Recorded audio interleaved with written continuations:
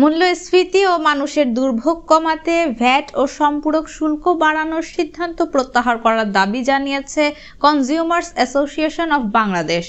রোববার 12 জানুয়ারি গণমাধ্যমে পাঠানো এক বিবৃতিতে এ তথ্য জানিয়েছে ক্যাব।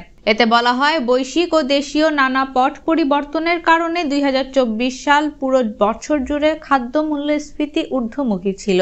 সবশেষ ডিসেম্বর 13% কাছাকাছি এবং তার আগের মাসে ছিল 14% কাছাকাছি। ক্রমাগত নিত্য প্রয়োজনীয় খাদ্যপণ্য ও খাদ্য বহির্ভূত পণ্য ও সেবার দাম বাড়ছে।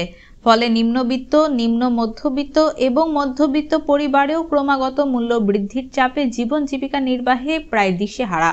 এছাড়া মূল্যস্ফীতি নিয়ন্ত্রণে সরকারের নানাবিধ উদ্যোগ চলমান থাকলেও তার সুফল জনগণ পাচ্ছে না।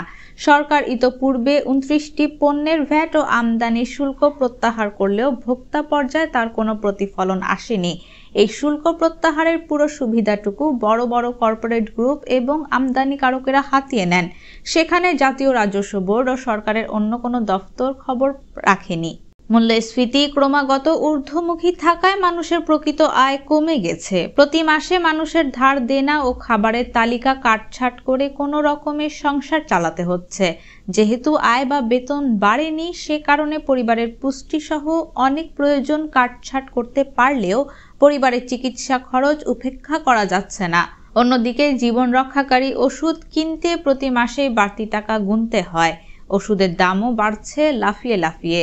এভাবে নিত্যপণ্যের বাজার অস্থির হলে রমজান মাসে প্রান্তিক ও সীমিত আয়ের মানুষের দুর্ভোগ চরমে উঠবে। এমনকি রোজাদাররা সারাদিন রোজা রাখার পর ইফতারে ফল রাখতে পারবে না। এছাড়া ওষুধের ওপর ভ্যাট ও সম্পূরক শুল্ক বাড়ানোর ফলে আরেক দফা দাম বাড়তে পারে, যা নতুন বছরে সাধারণ মানুষের জন্য মরার উপর খড়ার ঘা হয়ে থাকবে।